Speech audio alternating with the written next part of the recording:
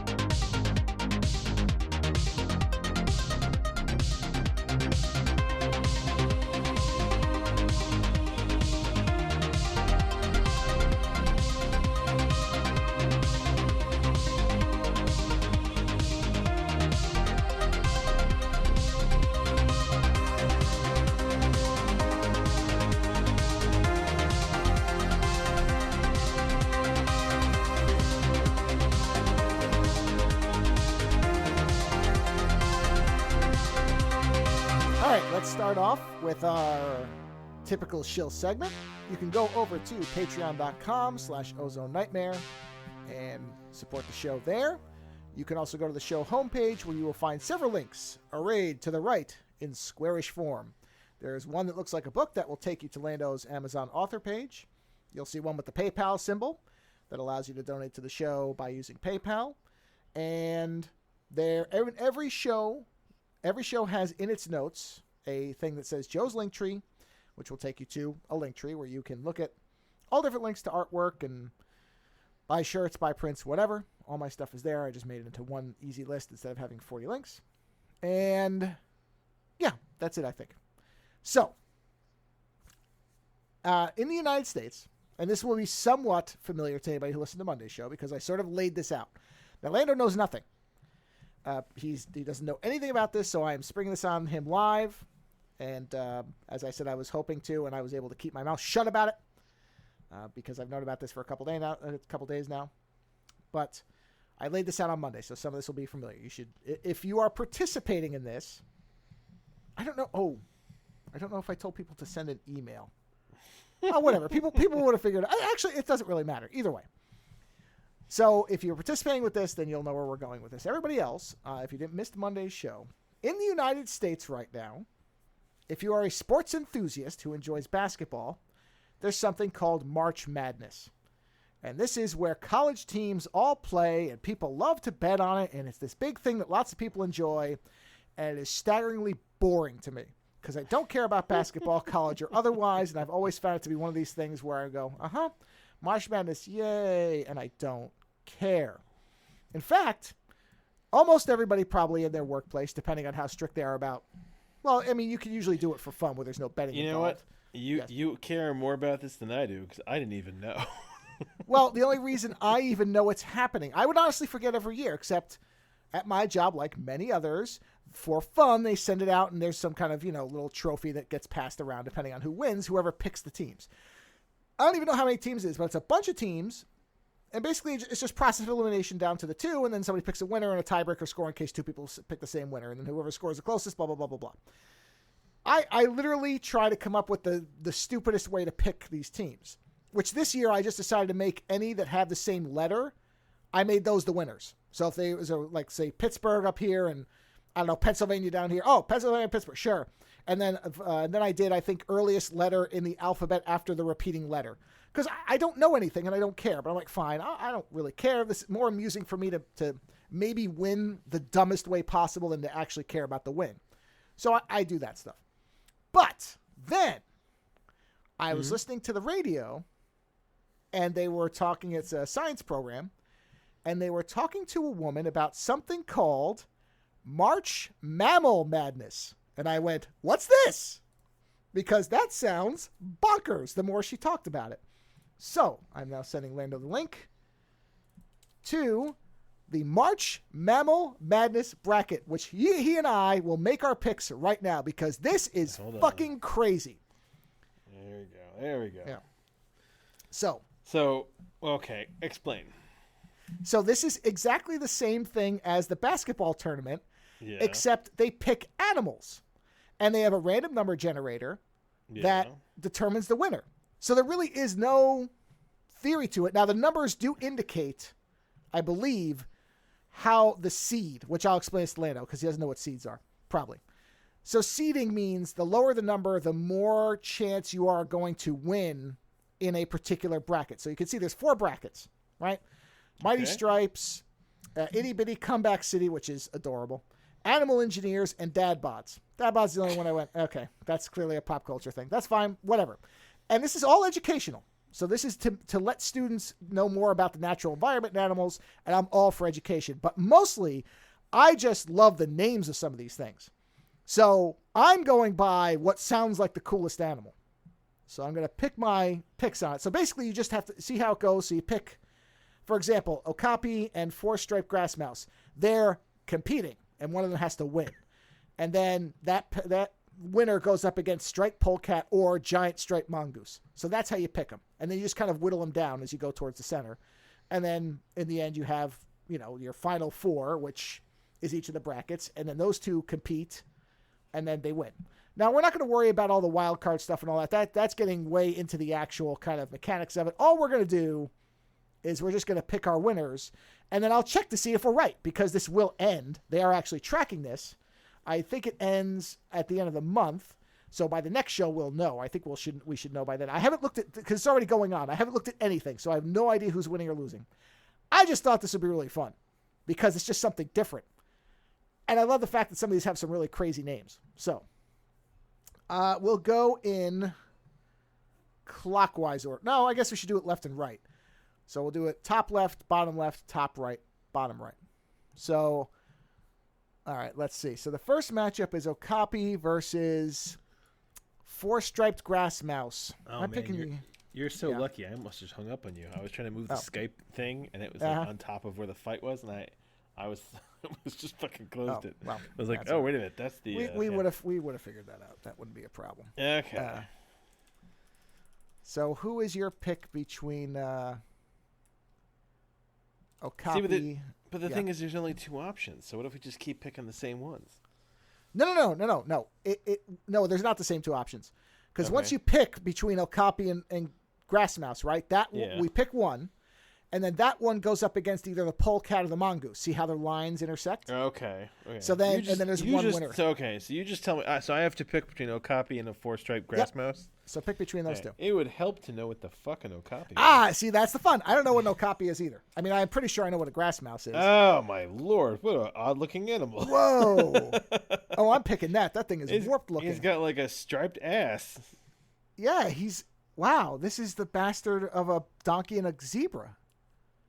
It's called well, it's not literally. I'm saying that's what it looks like. I don't know what it actually is. This is a Congolese giraffe or a zebra giraffe. All right. Yeah, I'm going with that one. I kind of like that thing.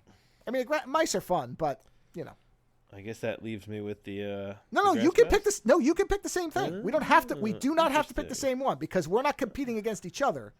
This is they pick these winners independently. So Hold I on mean, a second. we should. Let's see what this dude looks like. Yeah, that's what I'm. 4-striped Four-striped grass rat is a species of rodent in the family of. So far, I'm unimpressed. Let's see. Yeah. Above sea level, extending as far as north. Natural habitats: savannas, shrublands. It's a cute little mouse. I like the stripes. So probably because they both have stripes. That's my guess is why they put these together. Yeah. No, I'm gonna have to go with the Okapi. Okay, that's fine. And you don't have to. Yeah, our stuff does not have to line up. So I've got you with Okapi. Okay. Next we have the striped polecat or the giant striped mongoose. Oh, mighty stripes. I guess I should have picked that up. Just a moron. Yeah. So striped polecat. I don't know. I'll do the striped polecat.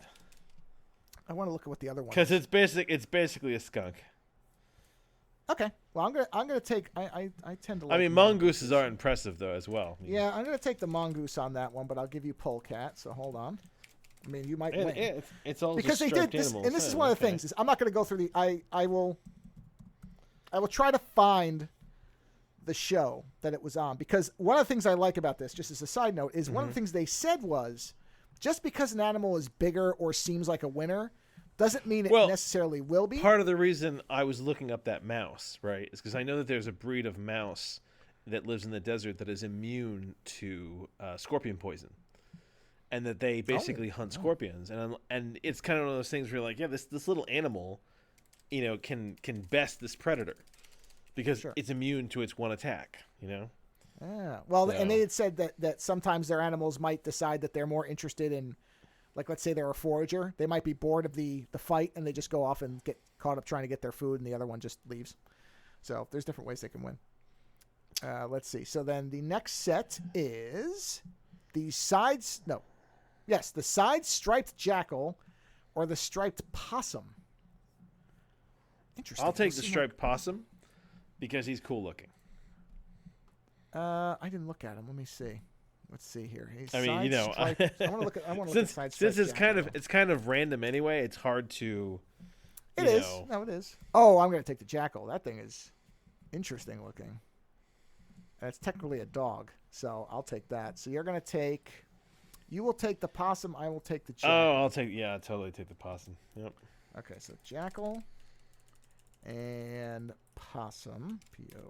Possum. Okay. You know what I am going to do is just make sure I have the brackets noted here, just in case any of these have similar. I'm using shorthand. So the low number is the... I believe the low number is what's considered the seed, meaning the lower the number, the better chance statistically the animal has to win. Oh, interesting. But that doesn't always mean anything because one thing I do know about March Madness basketball is that stuff almost doesn't matter because there's always upsets. So I wouldn't take that to mean much. That could literally just be based on the size of the animal. Although you would wonder why the Okapi is 1 and mouse is 16. Well, size-wise, that makes sense. The Okapi could step on the mouse. So I get it. Yeah, that makes sense. So then we have the striped dolphin versus the elephant shrew, the checkered elephant shrew. I'm taking the dolphin. Yeah, I'll take the dolphin too. Always side with the dolphins. Yeah, I'm with you there. So but I'm gonna look up the next one because I don't know what that is. Dolphin. Are we still in the same bracket now? Yes. The wildcat and the tenric. Yeah. What is it? Well, wildcat. That's pretty broad. The striped tenric. Yeah, it's got a cool name. I'm inclined to go with it just because the name sounds great. Whoa! Look at that thing. What is that thing? That looks like a punk rock rat. That's what it looks like. Or it looks like a runty skunk. I'll take that. I'll take the wildcat. All right, so you're gonna take. Although that's very not specific. I mean, there's a lot of wildcats, aren't there? Yeah, there is. So I don't know what that does seem a little broad, unless there is a specific thing called a wild. Oh no! Apparently, the wildcat is a species that comprised of 2 smaller wildcat species: the European wildcat and the African wildcat. Well, Otherwise, they kind of just look like cats. The point of the game is being delivered. We're learning things. Education doesn't have to be boring, folks. All right, striped hyena versus the fire-footed. I'm taking that fucking squirrel. I'll take the hyena. Fuck squirrels. It's called fire. Whatever. Fine. No, I have a strong fuck squirrel policy. Well, I generally agree, except I want to see that thing. Hold on a minute. The fire-footed rope squirrel. You've got something Pokemon in your mind. Well, sort of. Yes, it's not inaccurate. Let's see. What does it say? That's the thing. You want it to be amazing.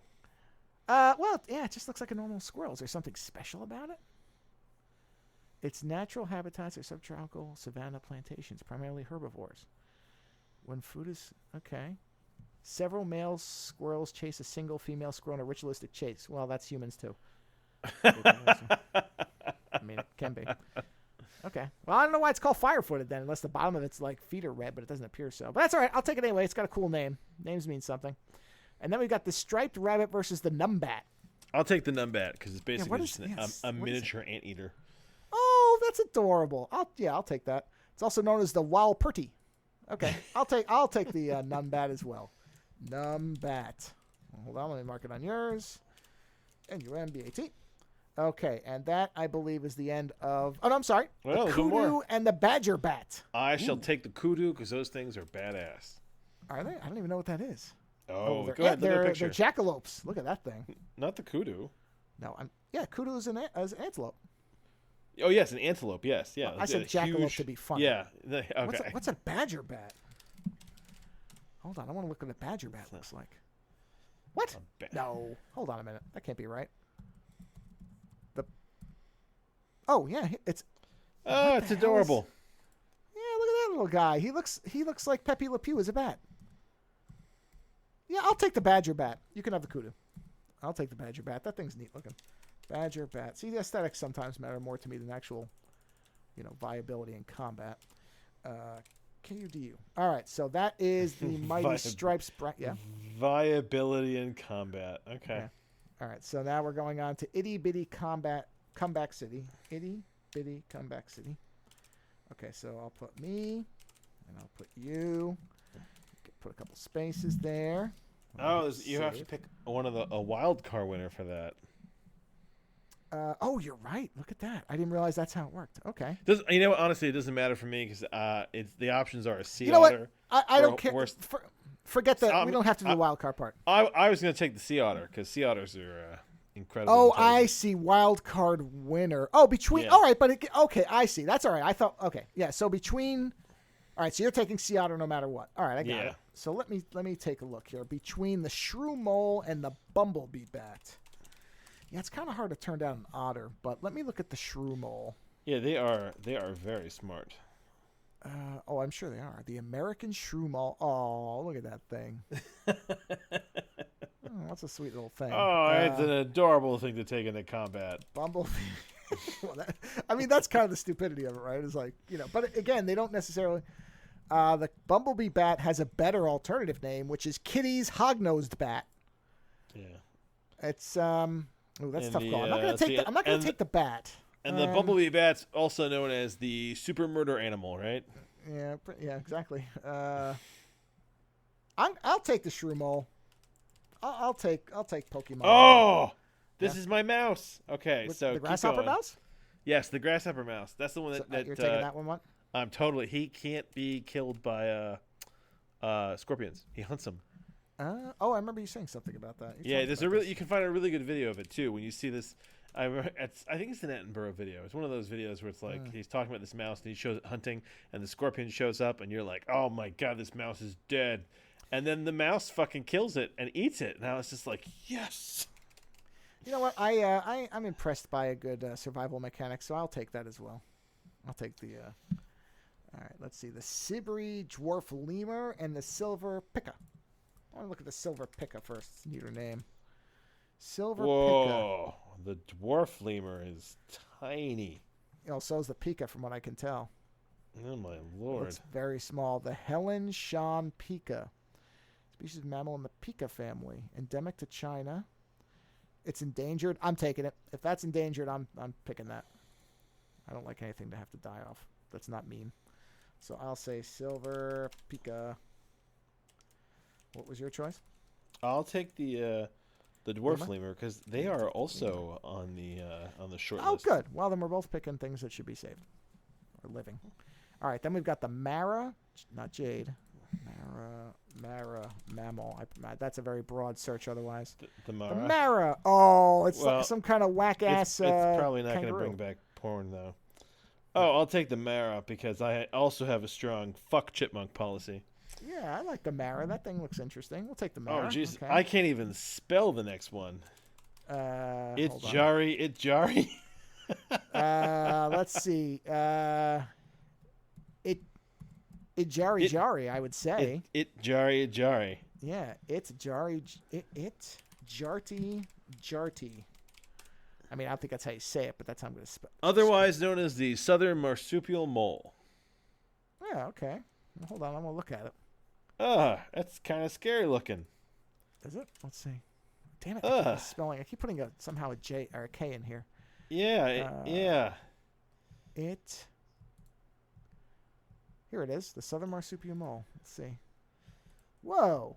That looks like something from Fallout. Yeah, I'm taking that. It does, right? Yeah, that's a really. It's like a miniature version of something that you would. Yeah, I'm gonna look up the.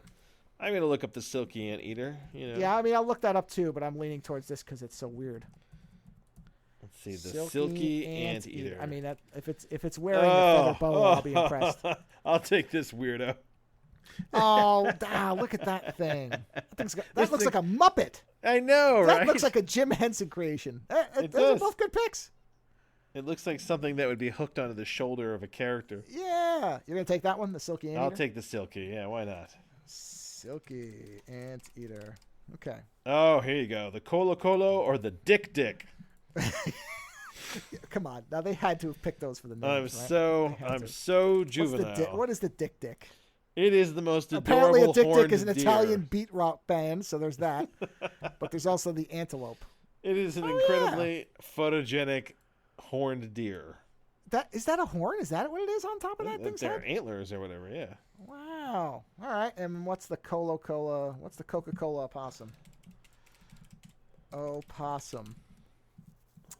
Let's see. The Monito del Monte. Is that the mountain mouse? It better be amazing. Oh, it's got an interesting face. No, I'm sticking with the charismatic deer. Yeah, I think the deer's better, but that thing does have a very inquisitive face. Yep. Dick it is. Yeah, Dick it is. We're both choosing Dick. Thor's hero shrew. Oh, it's going to be hard to resist that. What the fuck is that? That's a great name. Dick. Hold on. Okay, space. All right, let me put a space. All right, let's see. No, I can totally pass up on that.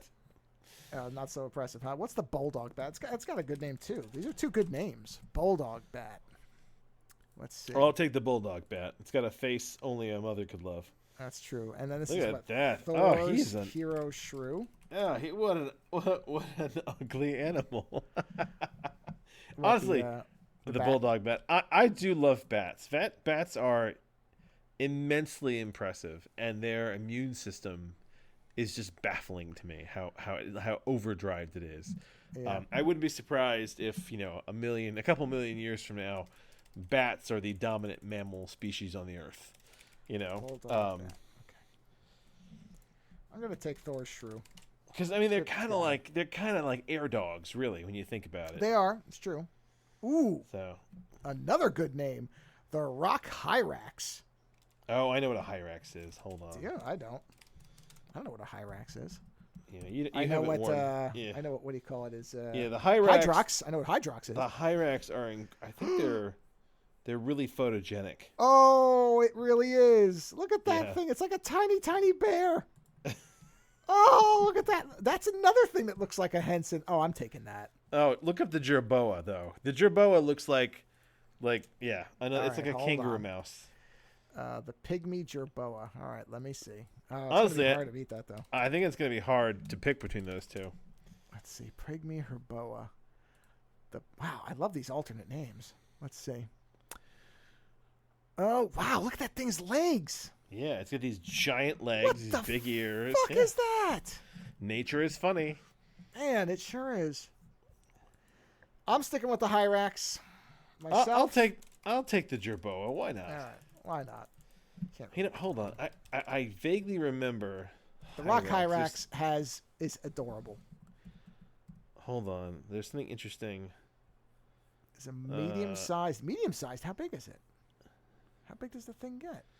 I think I read something about people trying to keep Hyraxes as pets. Yeah.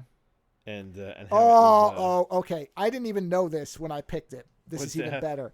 They have been reported to use sentries to warn of the approach of predators. Oh, fuck yeah. They know how to use guards. I'm in. Yeah. Where are we going?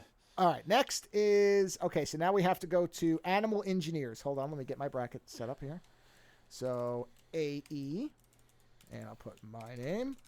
And I'll put your name. And I'll put a few spaces and a few spaces. Okay, so first up, Golden Eagle versus the Spongillafly. I'll take the Golden Eagle because I actually think eagles are hilarious. And it's not like a patriotic thing. We were like, oh, eagles are our national bird.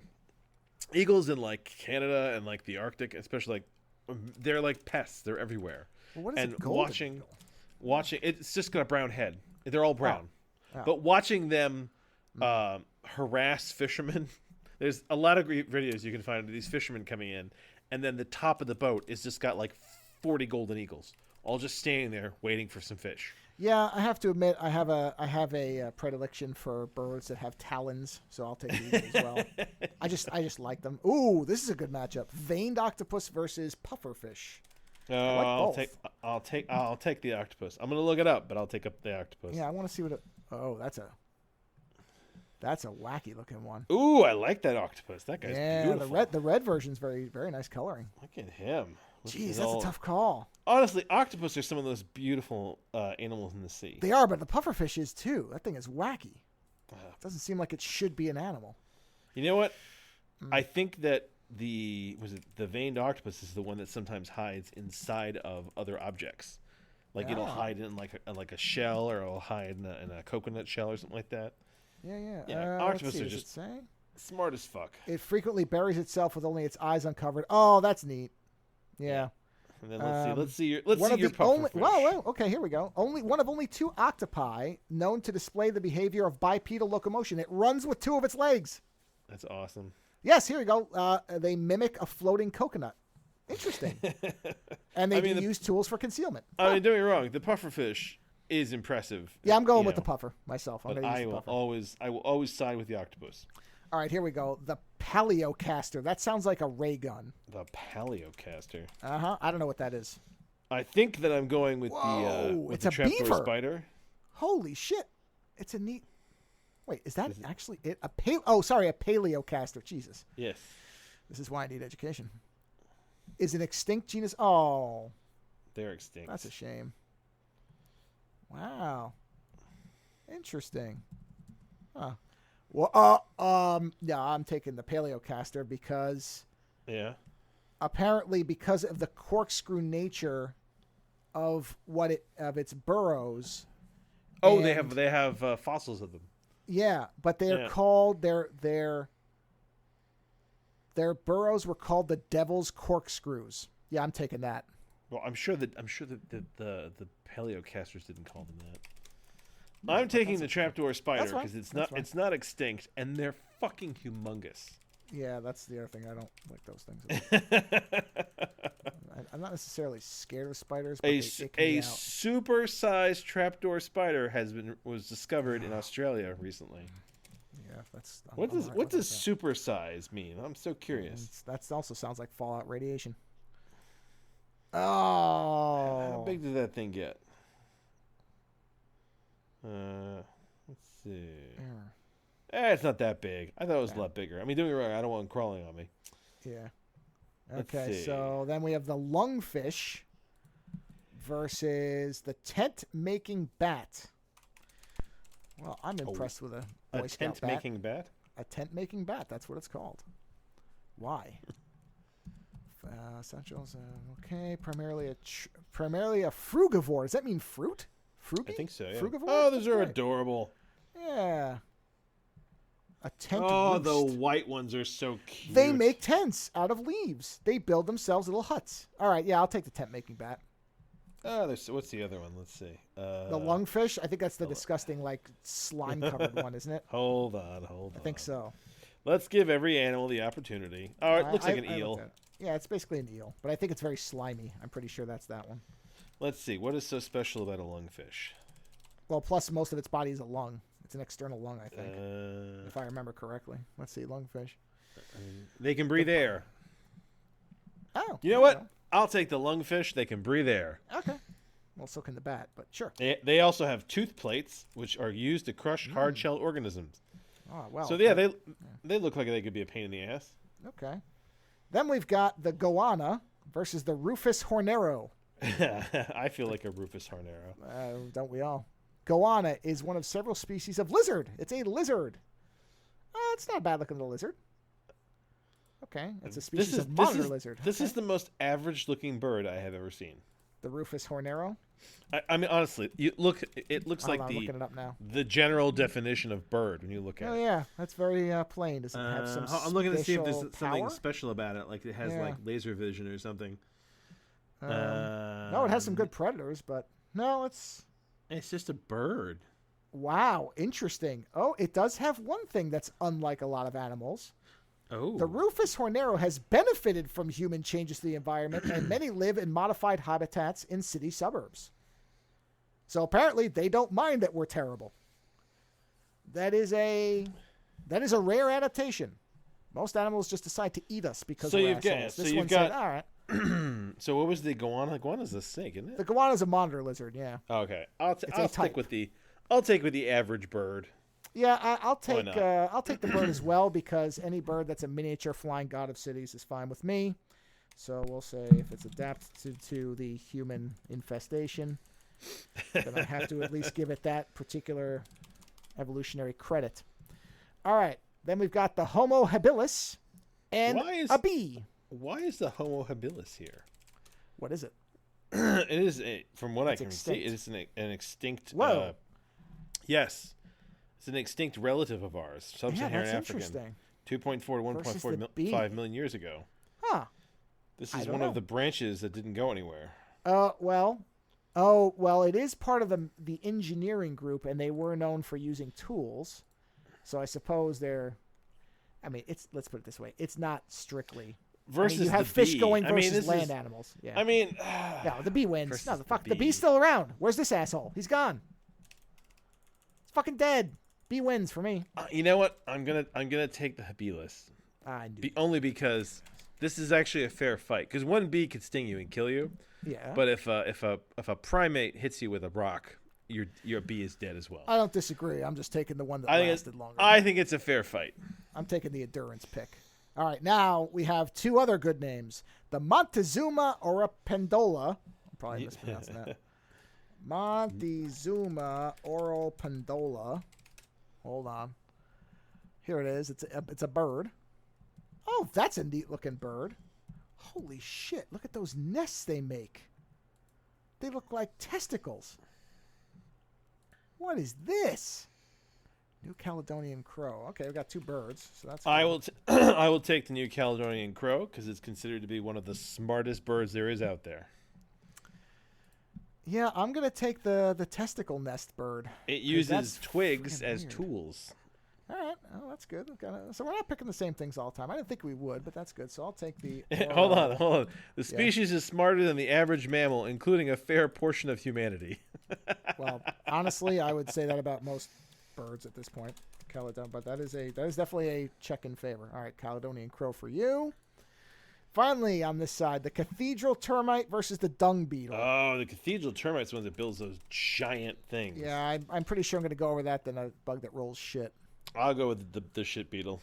Oh wow! Yeah, look at this stuff. I have a lot of respect for the dung beetle because not only does he push the shit, which is basically his food, he also keeps his mate. I'm pretty sure on the shit pile as well. Oh, so he's pushing both of them, Oh, and they're very that's strong.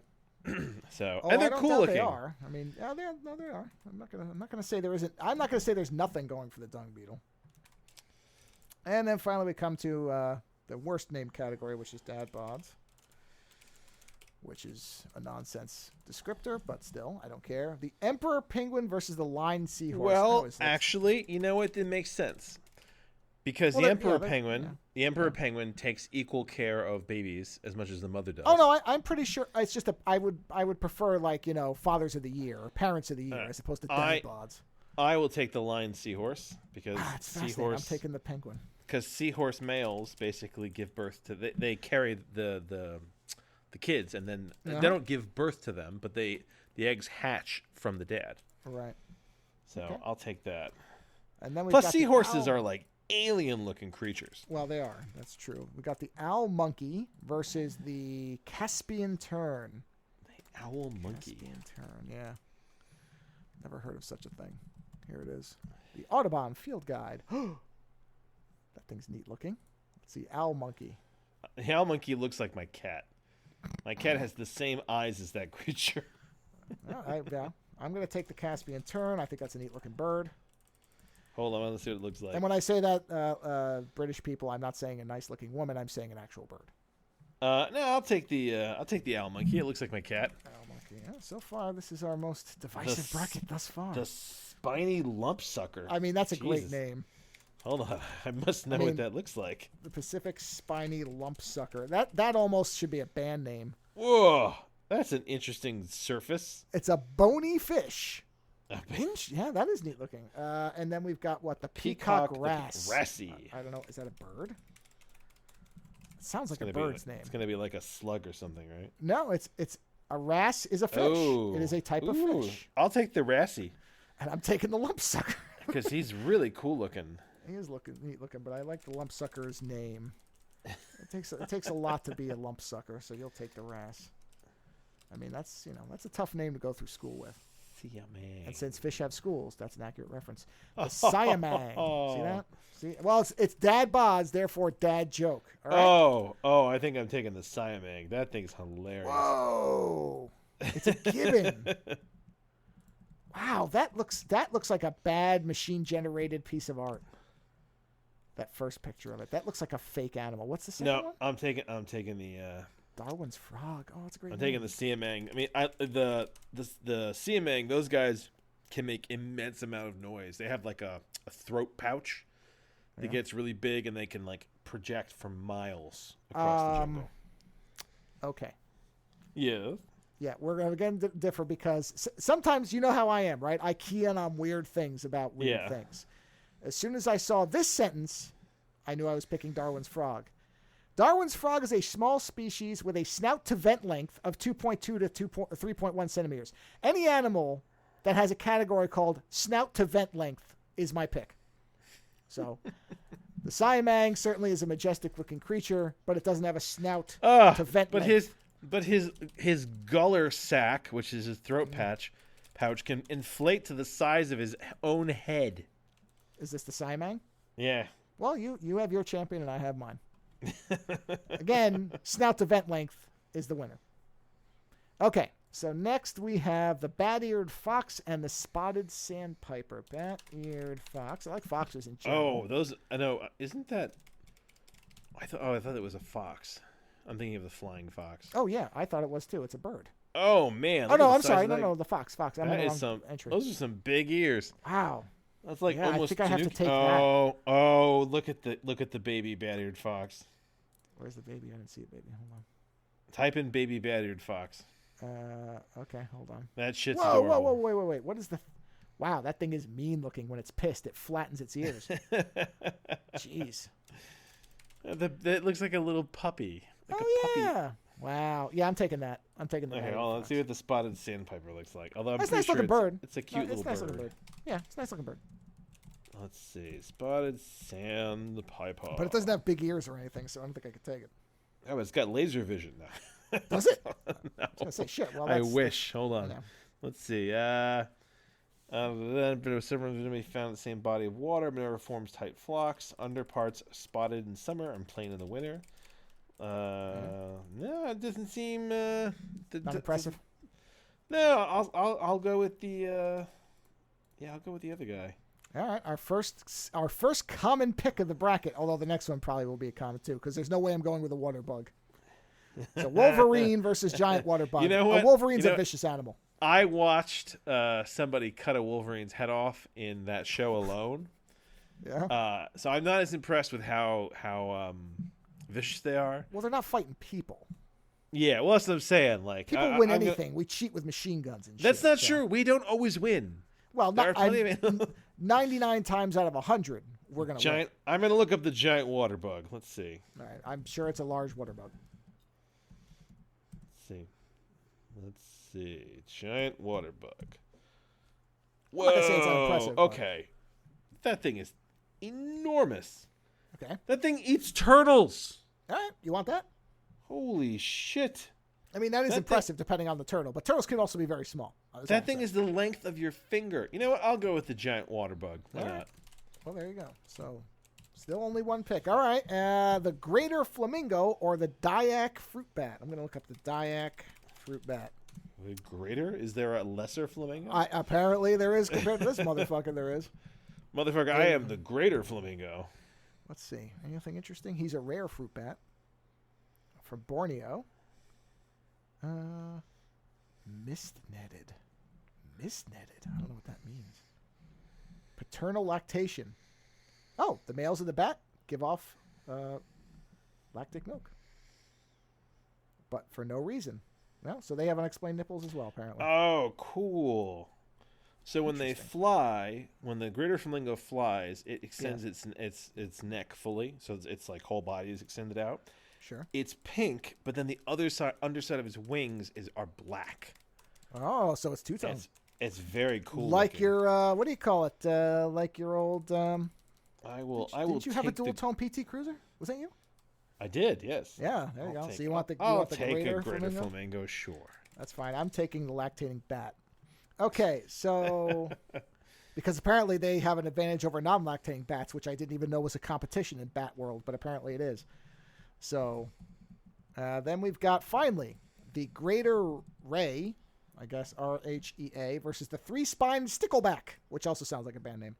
So let's look up the great. Apparently there's two graders on this list. Greater ray, which I assume is a bird, since the greater flamingo was a bird. Oh, I'll take the greater ray over the other. Oh, yeah. It's basically an ostrich. Pretty much. And then three-spined stickleback. If it has three spines, it might win. It's tiny. What is it? What's a fish? It's a tiny little fish. It's a little fish. Oh, but it has little... Yeah, I'm going to take the stickleback. I like his little fins. I find that endearing. I will take the stickleback, and you will be taking the ray. The greater ray. Pardon me, ray. Okay. There we go. So now, did this already start? It did. So actually, I can now look this up. I can see where it is. So hold on a minute. So March. It's not done, I don't think. I think it's still ongoing. But let's see if it has some results. Because I did not look at this, so there's no cheating. Let's see here. So let's go to March Mammal Madness. Okay, here's the dates. Oh, wow. Yeah, it's well, it's not over as of yet. As of our recording, it is not over. It will be. You know what? Let's just wait, and we'll do the whole thing. No. We should. Oh, you want to do where we are so far? All right, let's see. No. Let's do at least the first half. Okay, we can do the left hand of the bracket's done. So let's do the left half. So let me go to where are the results? Where do I see the results at? Is this it here? Oh, that's tournament calendar. Oh, that's the calendar. Where are the actual?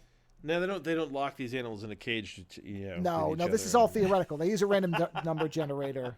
Here it tells you organizers take information about each combat's weaponry, armor, fight style, temperament, motivation, and any special skills, and estimate a probability of the outcome. Then using a random number generator to determine the final outcome. This is why there are upsets. Another thing that may happen is if a species has to battle in an ecology that's really bad for it, for example, a cold-adapted species in a tropical forest, it can dangerously overheat. That will change some of the outcome probabilities. Injuries can also occur. Also, hiding or running away counts as a forfeit. Let's see. Okay, so let's take a look. Here we go. Where is the results? Where do they have the results at? My problem is this is a very, what's the word for it? It's a very... Broadcast? No, it's just very academic, so they don't have things laid out in necessarily the most logical place. So let's see. Does this have... Where do you actually see... Pick your winners. And go to here. Let's see. They have a Twitter account. Is that where they're announcing winners? Oh, here it is. I've got it. All right. So for Mighty Stripes, let me pull this up. Okay, hold on. So the Mighty Stripes winners were... I've got our picks here. The Okapi won. So for me, that's a W. And for you, that's a W. Okay. And then... the next one was the Mongoose, so that was a win for me. My polecat. And that was a loss for you. And then what did we pick? Then it was the Side-Striped Jackal. That is also a win for me. My possum. And that is another loss for you. Then Dolphin did win, so that's for both of us. Good call on the Dolphins. So, okay. So hopefully anybody listening has picked them by now. Just, Well, yeah. Next was the Tenric, which is a win for me. What did you pick for that? Did you pick Tenric? The Wildcat. So that's a loss for you. Okay. Yeah, I picked poorly, apparently. Well, we'll see. Hey, they were only in the first bracket. Then it was the Hyena, which you picked and I did not. So that is a score for you. Yeah, because fuck squirrels, yeah. Oh, you picked correctly. So you get the win on that one. And then it was the... Oh, Numbat. I picked the... no. Did we both pick the Numbat? We both lost that one. Sorry, I was mixed up for a minute. Yep, we both picked the Numbat, and the Numbat lost. And finally, you picked correctly with the Kudu, and I chose poorly with the Badger Bat. Now, they all go up against each other now? Yes, now, next round, So let me now have the next one was Okapi versus. Oh, okay. So they have not done that set yet. So right now it's the next. Okay, so this is good. This is good. All right, so let me hold on. So this is Mighty Stripes semis. So in that, it's between there's 4 creatures. We have to now pick between the Okapi and the dolphin. So you don't want to. Well, I guess you can't keep your picks because you. Well, you can if you want to keep going with the same one. But in other words, if one of yours got eliminated, you wouldn't be able to. So yeah, exactly. If you want to stay the same, which I'm going to stick with the Okapi. It got me here. It's my first pick. I choose it over the dolphin. Your call. It's the Okapi versus the dolphin. Okapi versus dolphin. That's the first set. We have another set after that. I'll take the dolphin. All right, you're taking dolphin, and then the other set for this bracket. Hold on, I'm sorry, I misspelled dolphin. Bear with me. Okay. Then the next set is the hyena versus the kudu. Well, now in this case, I get to pick whatever I want because I lost on that one. I'll take kudu. All right, so I'm gonna go. Screw it. I'm gonna go with the hyena because they laugh. Even though this may not be a laughing hyena. I will take the hyena on that one. Okay, now, Itty Bitty Comeback City. So let me go to that particular bracket, and let me enter a thing for semis. So bear with me 1 minute. I did not realize they'd be this far ahead already. So I didn't think they were going to do the semi brackets. So they are, which is great. I guess I should have known that because that is how it's done. But, okay. So for semis. All right. All right, so between... Oh, no, they have not done those yet. So they've only done... Okay, they did dad bods. They did dad bods. So they did the top left, bottom right. That's fine. So let me go down to the dad bods. They did pick those. Semis, Joe, and Lando. Okay. If it was ever not clear that we don't do this stuff ahead of time, this should give that away. We do not script this crap at all. Because I wouldn't be sitting here typing if I had actually thought this out. I would have had this all. Okay, so dad bods. All right, so let me move this over without hanging up on you, hopefully. Let me save my thing. I don't want to wipe this out. Okay. So, first picks between the penguin and monkey. The penguin was seahorse. The winner. Penguin versus seahorse. Oh, I'm sorry. You're right. I read it wrong. Yes. So they penguin won over penguin versus seahorse. My mistake. Got it. Then so the I next lost again. Well, but you win on this one because you picked monkey, so you win on that one because the monkey did win, and I lost on the turn. Next was Lumpsucker versus the Peacock Rassie. And the Lumpsucker comes out with it. Yes, indeed. The Lumpsucker is the winner there. Okay. And then, but your second one came through. Frog goes down to the Siamang. Or however you're supposed to pronounce that. All right. Fox versus Sandpiper. We both picked Fox. We both win. Fox was the victor there. Wolverine versus Waterbug. Not surprisingly to me, Wolverine kicked the shit out of a bug. I'm just not shocked by that. All right, and then we've got Flamingo versus Fruit Bat. The Fruit Bat won. Really? Yep, that's what came out. Don't forget, this isn't literally the genetics of it. This is also a random number generator. Okay, and finally, the Ray versus the Stickleback. You came out on that one with the winner being the Ray. I think you've got a heavy lead on me here. In the first one, I think I won more. This was more even because it was 1, 2, 3, 4, 5 wins here. You had 1, 2, 3, 4. No, 5 and 5 for this one. This was even. Yeah. First one, I think I did have more. So the tiebreaker or the next round for this one is first set is Emperor Penguin versus the Lumpsucker. I'm sticking with my horse. He got me here. I'm sticking with him. Well, they're both yours. Oh, that's right. Oh, shit. I'll take the penguin. All right, you're going to take penguin. That's good. This is good. I'd rather have it like that than us picking all the same stuff. All right, and then the next one is the Wolverine versus the Ray. Oh. You know what? I'm going to go with the bird on this one. I'll take the Wolverine. Jesus Christ, it figures. I was like, well, Lando will stick with the bird since he didn't pick the Wolverine. Yeah, sure enough. No, because you know what? It's going to rip the bug apart. It'll rip the bird apart. Yeah, it's true. Okay, and that's all there is. That is all that they've got the winners. Oh, okay. No, they do have all the first bracket. Do we want to do all the first bracket winners? I wasn't looking at this right. We'll do the first part. We'll do the first part this time. We'll do the next half next time. All right. So then what I need to do is I need to save the result image. Don't lose it. I'm saving it right now.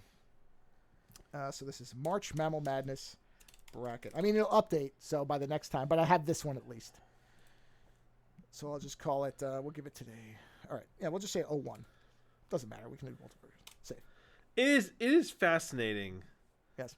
The way that the number generator, you know what I mean? Like we talk about the artificiality of things, and it's like it is very much an artificial matchup, isn't it? Like it doesn't really say how it would go down per se. No, and I think you have to do that because obviously you have big versus small animals. So yeah. So I think that's because obviously this is an educational thing. So that's number one. They're not going for a literal. There is no way. I mean, there's a very small probability that a wolverine would be beat by a bird of that size. No, and that's what I mean. If anything, if you did this, honestly, a lot of the bigger animals would win. Yes, things would be more competitive when it was like a kudu versus a wolverine or something like that. Where you'd be sitting there going, "Wow, yeah." But although you know what, I'll tell you, I've seen nature documentaries where they showed a giraffe up against a pack of lions, and I figured that the pack of lions had it, and that giraffe fucked them up. Yeah. The thing is, that's what I'm saying. Is the other thing is that them patterning this after March Madness is good because March Madness is known for upsets. So you have a team that goes in and they've been unbeaten the whole year, and then some no-name team where half of the players are injured beats them. So it does actually thematically fit. So I like the fact that they have it this way. And the reality is, I mean, we just looked up and found out about at least a dozen animals, most of which I'd never heard of, at least not this version of them. I'd never heard of a 3-spined stickleback. So, there is that.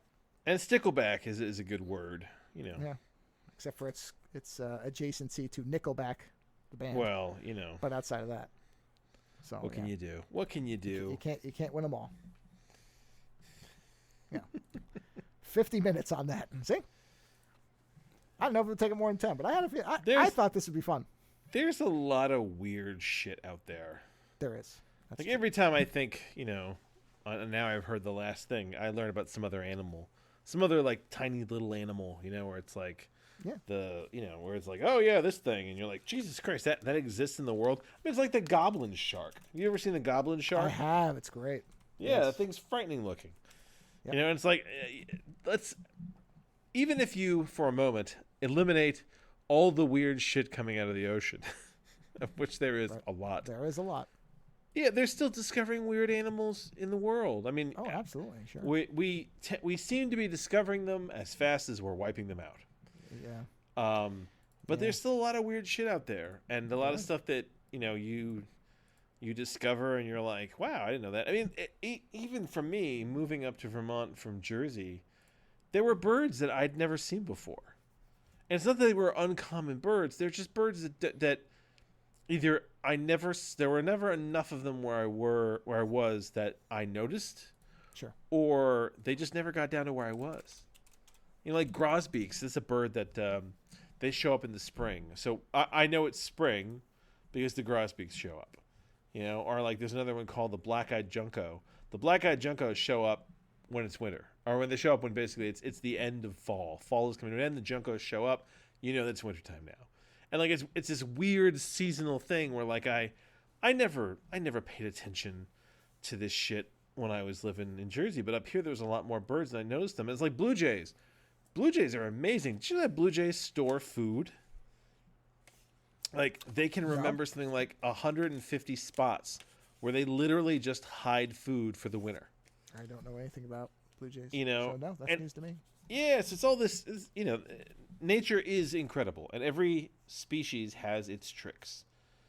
And there's a lot out there. And I didn't know about what was it, head to snout ratio, snout to vent length.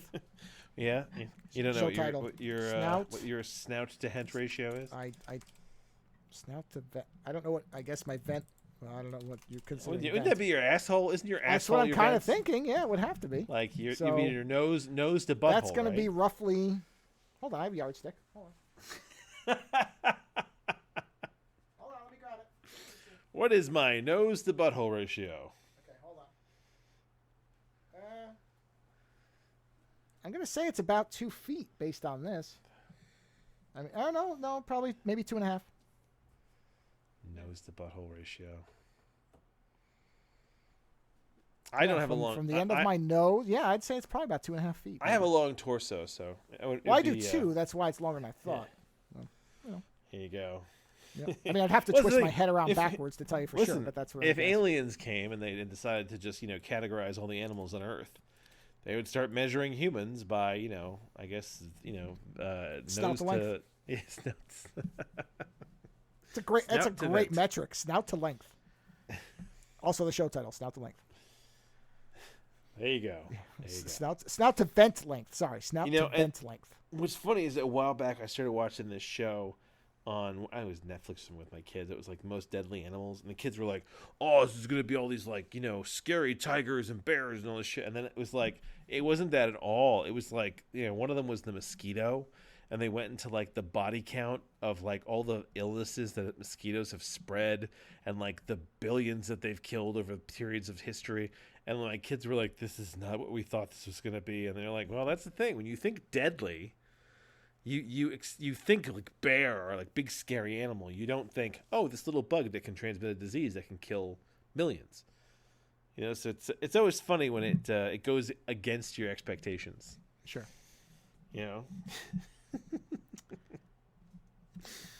Well. Yes. Speaking of learning things, or in this case, not learning things, not learning a lesson. Were you unlearning a lesson? Well.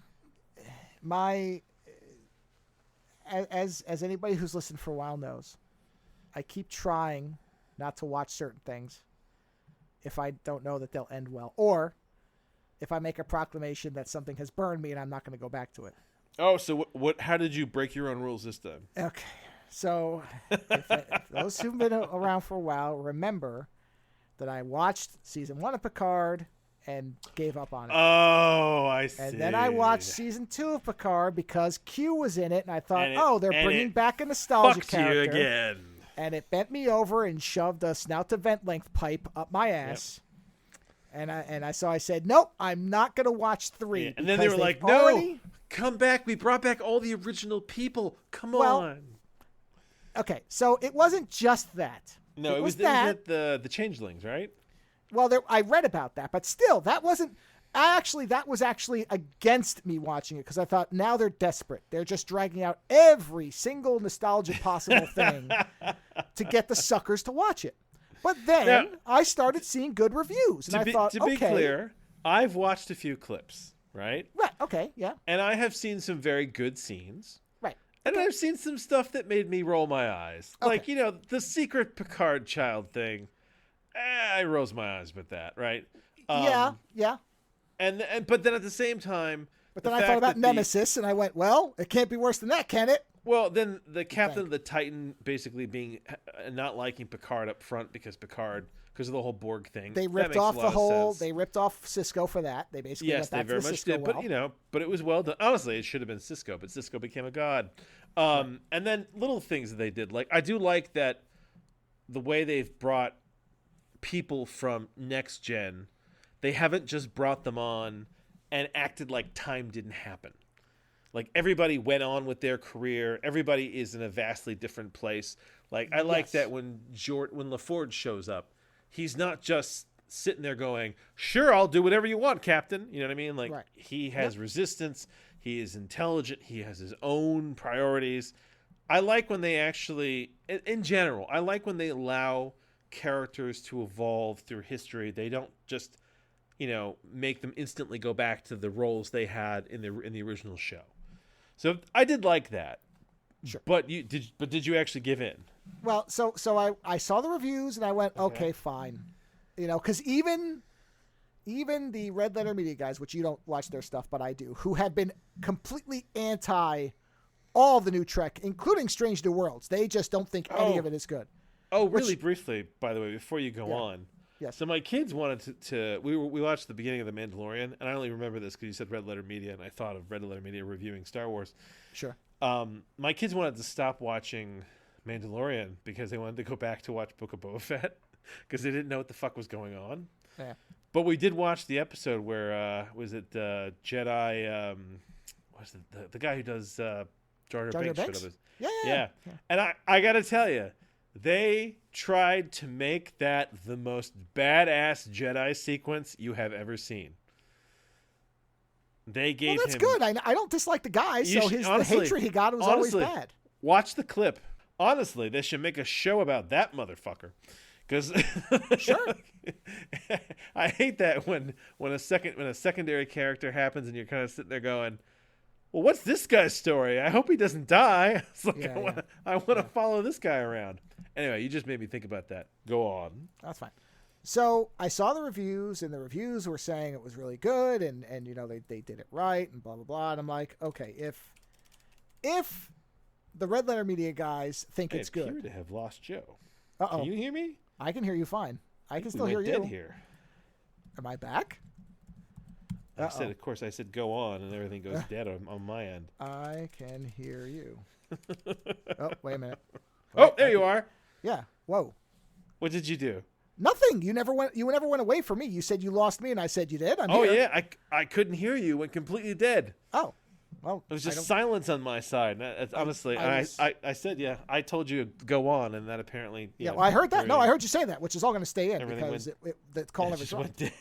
Yeah, that's fine. But you can hear me now, okay. Uh-oh. Can you hear me now? Okay. You've gone dead again. I can't hear you. Ruh-roh. There is weirdness about. I can hear you. Hold on. I'm typing this to Lando. It's weird that I can hear him the whole time. That's weirdly strange. If you can still hear me, type on Skype.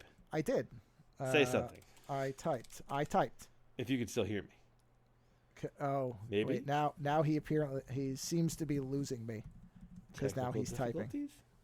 Yeah, it's weird because I can still hear him. Hold on, I'm going to text him. Uh-oh. I'm not going to leave any of this out. Yeah, this isn't good. I can hear. This is that slow fine. bouncy ball of doom. This is hilarious. If you can hear me, I'm texting him. To me Why isn't he getting a text? I'm talking. I'm leaving this in, everybody. This is not going out. I'm not going to cut this out. Hello? Yeah, can you hear me now? I can hear you now. What the fuck I was could that? hear you the whole time. I don't know. I could hear you the whole time. I was also texting you. Did you not get my texts? I did not get any of your texts. Oh, boy. Yeah, I got none of your texts. You went utterly dead on me. Well, I could see you typing, but you couldn't see my response. And you just went dead again. Oh, jeez. Yeah, really? I can't hear you. I don't think Holy this is shit. me. Connection lost. This is me. What He's saying connection lost, but mine. Here? I don't have a connection lost. This is great, everybody. I hope you're enjoying this. I don't have a connection lost. I can still hear him the whole. Hello. Yes. Can you hear me? Can you hear me? He still can't hear me. I cannot hear you. I don't know what's going on. Let's see if there was an update today. Did I miss an update? I can't hear you at all, man. If you're there. I'm texting him. I can hear you. Yep. Everything seems to just shit the bed. Try connecting. You can hear me. Oh, there you go. It's good text. You can hear me. I can't hear you at all. Spot. I don't know what the hell's going on here. Let's see if that helps. I'm just curious. I'm just trying to rule out if it isn't. Yep. I mean, it could. I guess it could be me, but I don't think so. Try connecting to my hotspot. He should know how to use a hotspot on his phone. I assume he does. See what happens. We'll see. I don't know. We're on my cell phone now. Okay. Can you hear me? I can hear you now. I have not stopped the recording the whole time. I'll start it back up. Yeah, but I stopped recording because it just kept going dead completely. Well, it's not going to matter because I could hear you the whole time, so the recording on my end's got you. So the quality will be weird. So what happens here is we'll be talking, and all of a sudden everything will just go boom, and it's just silent. Well, on your side, that's on my end. What's weird is I could see you the whole time, and I was running speed tests and everything in the background, And the fact that my recording never dropped is because the connection never severed on my end until you dropped the call. When you said you hung up. Now I've got you on. Now I've got you on my phone. I'm not even on my Wi-Fi now. You're on my personal hotspot. Well, that's what I was trying to figure out, because if it still did it, then I was going to do that on my side. I was going to say go back to your Wi-Fi and I'll go to my hotspot, and that would tell me where the problem was. Let's see if we can pull this one out of the bag before it shits the bed completely. Hotspots are pretty good. So you're recording now, right? You've got your recording running? No, I'm recording now. Now I'm recording. Okay, so now our quality will massively improve. So, I don't know. Anyway, you were talking about how Red Letter Media had good reviews of the Picard series. They have hated everything of New Trek. Yeah. Even though I like Strange New Worlds, they didn't even like that. They just wanted it all to be the way it was. Well, fuck them then. So the fact that they thought this was good, I went, okay, that's interesting, because these are people who've hated it all. Other avenues have been more friendly and kind in different ways. A lot of people like SNW. They don't. So I went, well, if even they're saying it's good, maybe it is. Maybe I've locked myself out of something where they figured it out. Maybe this will be an example of a great turnaround. One of the greatest turnarounds there could be, because 1 and 2 were so bad, right? Maybe. So I'm like, screw it. I was like, let me watch the first 2. And let's see if just the first 2 can hold it. And if they're even a little shaky, I'm out, right? Yeah. This has to be the greatest turnaround in television show quality I've ever seen in my lifetime. It is so good. It is right behind Strange New Worlds. It may actually be equal to it in terms of quality, which is astonishing. I could not believe how much it works for something that I was so checked out of. And yes, the sun thing, don't get me wrong, I'm not going to say it's flawless, but neither was honestly Strange New Worlds. It had its creaks here and there. Yeah. But overall, this is essentially the movies we never got from Next Gen outside of First Contact. In terms of this is basically like a couple of movies so far put together. And what's interesting about it is, I'm trying to think, is there any other property? It's one of the rare times that the nostalgia elements are handled well, where they don't feel like just a let's just get people to watch thing. It is very hard to overstate how part of it, and I'll be just be honest and objective about it. Some of this is the reaction to how bad the first 2 were. If the first 2 had been even mildly better, I might not like this one so much, because I'd be like, well, the first 2 weren't great, but they were pretty good. I had a good time with them, but I hated the first 2 so much. And you can see where they clearly took notes. For example, in the first 2, they spend a lot of time on Earth, either in the future or the past, and they're running around boring locations. Oh yeah, It's not a space naval show at that point. Yeah. And in the season 3 so far, they're barely on the ground at all. They're mostly, in fact, the only ones who are really on the ground is Worf and Raffi are the ones on the ground. Yeah, but honestly, that's where Trek should always be. Trek should always spend most of its time in ships in space. I agree. And that's what I'm saying, though. The first 2 apparently didn't think that was all that important. So, and it even seems like Patrick Stewart feels like he's a different actor in this, because he really came on. I mean, don't get me wrong. I know he's old now. I understand that. I understood that from the beginning. Apparently, the showrunners decided to try to ignore it. And in those 2 shows, he did not seem like he was all the way there. He seemed like he was, I'm not saying he's having a problem. I'm saying he didn't seem all that invested. Like maybe he even understood this material did not work. And so there were little scenes where it was, and essentially it was him talking to somebody else, like with Q and all that stuff. That stuff was okay. But it was so little of what the rest of it was. And in this one, he feels like they gave him a shot of like B1200 or whatever, and suddenly souped him up to 200, because he and Riker are fucking awesome. It probably also helps that he's with a lot of familiar faces. Think about it. I'm sure it does. How many years did he spend with those people doing that show? Well, but even the second season did that. They had him with people he'd been with before, and it still didn't really come off well. Which people? Well, he had Riker and Troy were in the second one, and then... barely, though. Well, they had a whole episode, but even in that episode, it didn't seem like he was. You know what I'm saying? It wasn't. It was all over the place bad. But also, as you say, this is giving the other people the opportunity to take some of the burden off of him, and maybe that's what it is that he is still the focus of the show, but not every scene has to be him. I never felt that there should be a show specifically about Picard. I agree. I totally agree. Yeah, it's always been the group that makes the show. One of the things that is weak about Discovery to me, because I'm almost to the end of the second season, is that show leans very heavily on Michael Burnham. Now, she is an interesting character, and the way they have set her up, I understand what they intend for. But what makes that show fascinating to me is everybody else and their interactions therein. Well, you remember I said the problem with that show is everything became about her, and it was all galactic level stuff. Yeah, and the more they pull away from her, and the more you see the other characters and their struggles, the better it gets. Whereas, when Pike went to Strange New Worlds was about the whole crew of this ship, not just Pike. And that's the thing is original Trek, it was about the bridge crew. I know that Kirk and Spock and Bones were kind of the lead, but there were episodes where they focused on other people and what everybody else was doing. It wasn't always just about them and what they were doing. Well, that's what it is here now. And it also just feels in the way that the first two didn't, like it is a continuation of Next Gen. Although, having said that, there are things about it that it is so clearly architected for remember this type of thing. Because here's what they do. Okay. The opening titles are the kind of Next Gen music, the opening music for Next Gen, as far as the music.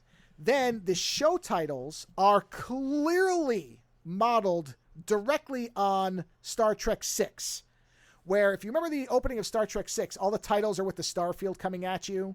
Yeah. That's the show. That's the chapter titles in this is Star Trek VI, starfield coming at you and just text on the screen, just like the beginning of Star Trek VI. And then the end music is the First Contact music, not kind of. It's the First Contact music, that kind of sweeping main theme from First Contact, which is very distinctive.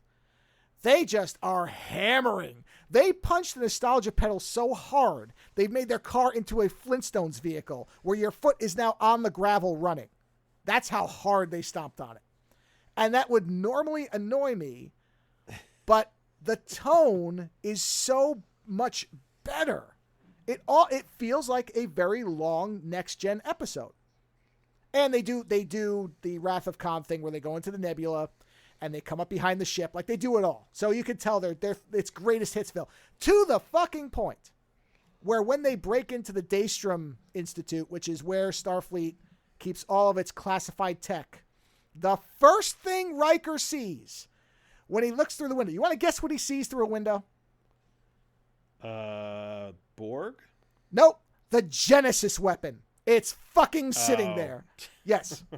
Which I honestly was not expecting that. So I'm looking at it, I'm like, what is he looking at? And I'm like, that is a very far cut, isn't it? That's what I'm saying. I'm like, this is the fucking Genesis device. They've got the Genesis weapon in there. Holy shit. And they steal the cloaking device from the same ship from Star Trek IV. It's the HMS Bounty. They recovered it out of San Francisco. And they've got it in Geordi's Space Museum, and they steal the fucking cloaking device so that they can make Shaw's ship, by the way. Let's talk about Shaw's ship for a minute, because normally... The Titan? The Titan. Yeah. Normally, I hate the redesigns they've done lately. Titan is the old Enterprise, or Enterprise... The one after Kirk blew it up, whatever was after that, which is also, by the way, in this thing. They show that Enterprise and the original and the Defiant. Who's got the Enterprise now? Geordi runs the Starfleet Museum. He has all the ships. I know, but there's always an updated Enterprise, isn't there? Well, I don't know. I think it may be coming, possibly. They show the Voyager. Voyager's there too. They show the fucking ship. Which, by the way, Janeway is absolutely showing up. They have name-checked her so many times that there's no way she's not showing up.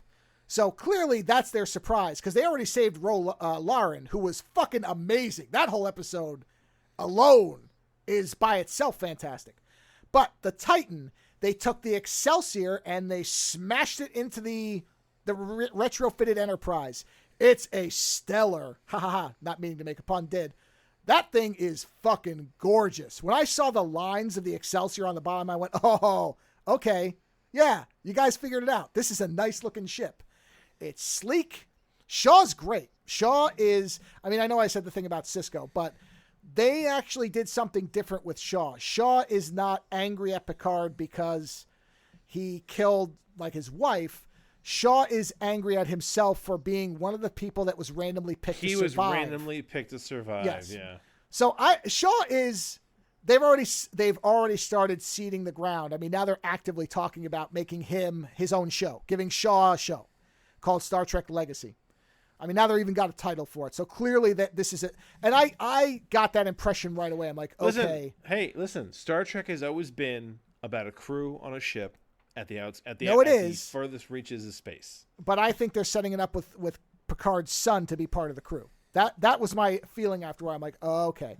They're getting us used to this guy so that he will now be the new Picard. They want to take him and make him into Picard 2.0 because they know they can't have Picard anymore. That's where this is going. And if that's on Shaw's ship, it's fine. But and Worf is amazing. Michael Dorn's always good. This, by the way, is the easy thing where you could say, Paramount, how fucking stupid are you that you didn't give this guy a show? Because he's always reliable and he's great in this. And Riker, everybody's good. Everybody feels like they're the same characters, but evolved because there's a whole thing where Riker and Picard are disagreeing, and Riker basically tells him to shut the fuck up and sit down, which, they made a much bigger deal about that in reviews than I think the show actually does, because I wasn't like, oh, look, Riker talked back to him. I was like, oh, okay, yeah. Well, he Riker can. He's a fucking admiral. Well, right. And, so there's and then the Rolaren stuff is very good. I mean, that's just purely good acting, good dialogue, good back and forth because, there again, it's like they just picked it right back up. But their whole thing of their hatred of each other at first, or distrust, I guess I shouldn't say hatred, but the fact that the two of them distrust each other is the reason that they realize that neither of them is a changeling because the changelings are everywhere. So the fact that the two of them go at it, then at the end, that Picard's basically like, well, the fact that the two of us destroyed each other's souls because we betrayed each other pretty much says that we can't be faking it because we wouldn't be doing this. One of us would have just faked it, said, oh, no, I forgive you. It's really good. The only weak part is the data thing again. Like, we've had so much of data now that I'm kind of like, what are they doing with data now? Because data now is 4 different people. Isn't Data gone? No, Data's back again. There are clever things, but I just don't know what they're going to do with him. So now they basically did the whole Bicentennial Man thing with him. So they break in. The first act of this is Riker's son, and they think that the Amanda Plummer wants the son. It's not clear why they want him. He appears to be a changeling as far as I can tell. Or at the because he keeps having these waking nightmares where you keep hearing a voice saying, come back to me, come back to me. Riker's son or Picard's son? Sorry, Picard's son. No, Riker's son is dead. Riker's son has died, which is actually really good because that's the whole thing with Riker and Picard because what happens is they board Shaw's ship because they figure that they can kind of maneuver him into going out because Crusher sent him a message and said, oh, we're screwed, help me. And she's obviously been seriously wounded. And Picard's like, all right, we have to go help her. And Riker's like, well, let's go, because he'll do anything because Riker's just up for adventure. But what you find out is actually he's not up for adventure. What he's doing is running from the fact that he can't handle that his son died. So he's faking being enthusiastic, but he's actually in misery, and him and Troy are basically almost split up at this point. So they get on the ship, but we'll get to that. And they convince Shaw. Well, they don't. Shaw sees through it in about 2 seconds and says, no, we're not doing any of this shit. And Seven is the one who basically commandeers the ship while Shaw is asleep, literally. While he's asleep, she's like, get us over there. And they takes the ship over there, and Shaw flips out. He's like, you're fucked. I'm going to strip you of command. And then Amanda Plummer shows up with the Shrike, and they save Crusher and the son, although they keep dancing around the fact, like, Picard doesn't put together that it's his son. And Riker's like, what are you kidding me? I saw it in 2 seconds. What do you mean you don't know it's your son? Are you that dumb? It's your son. Clearly it's your son. And you find out that, yes, Crusher and him had tried 5 times, he says, to be romantically involved. It failed every time because he kept getting called back to the Federation. And she didn't tell him about the son because she knew that he wouldn't prioritize her son or his son over his command. So essentially the Shatner thing again. Basically, we're going back to Generations, where Shatner didn't learn the lesson until way later on that he, put Starfleet first. And I mean, it is, again, Generations, where he's like, I didn't have a family because I put Starfleet first, and now that's Picard. Same thing. Which kind of, you sit there and go, well, didn't he learn that lesson in Generations? But that's okay. You let these little things go. It's not a big deal. Well, no, he shouldn't. He should have, but he should have. He doesn't. Listen, it's too seductive, isn't it? It is. It's seductive to be the captain of a starship. Right. And there's things where they do, I think, intelligently, like, sprinkle these little hints about, the fact that Picard is basically addicted to Starfleet or, adventure, like Kirk was. Because there's a thing where he's in a restaurant and he's going to eat his dinner, and these cadets come over, and he's like, you know what? I'm really not a storyteller. I just want to eat my lunch. And then you cut to like 4 hours later, and he's regaling them with all the different tales of things from Next Gen, and his food's getting cold. So he says one thing and does another. He can't resist what he is, type of thing. So that's all fine. I don't mind any of that. So Shrike shows up. They do Wrath of Khan in the Nebula, where they're dancing around. And then at one point, the Shaw gets crippled, and it's falling into the heart of the Nebula. And Crusher, which I like, because a lot of times in Next Gen, the Titan, Crusher gets sideways. Sorry, the Titan. Yeah, sorry. What did I say? The Shrike? You said Shaw. You said Shaw. Well, Shaw's ship. It's Shaw. Yeah, Shaw. I'm identifying him with his ship because he acts like he's the ship. So yeah, the Titan gets disabled, and it's falling into the heart of the nebula. And Crusher figures out that these pulse waves of energy are basically because the nebula is going to give birth, which allows them... Crusher child, not Crusher. No, Beverly Crusher figures it out. No, she recovers. They fix her up. I mean, she's limping for a while, but in true Trek fashion, she's fine in a couple hours from a direct, hole-inducing gunshot wound to the gut. But whatever, it's future tech. Who cares? And so she figures out that they're inside of a being, and that's what allows them to say, "Oh, you mean?" And she says, "Oh, we've run into galactic beings that could live in the universe in the vacuum of space." And Picard's like, "Oh, you mean like in Farpoint?" Check marks. Okay, so. They're inside a living thing, and they realize that they can use the pulse waves to kind of recharge their engines. And meanwhile, they've figured out that there's a changeling on board. Well, they think there's only one. It turns out there's tons of them all over the place.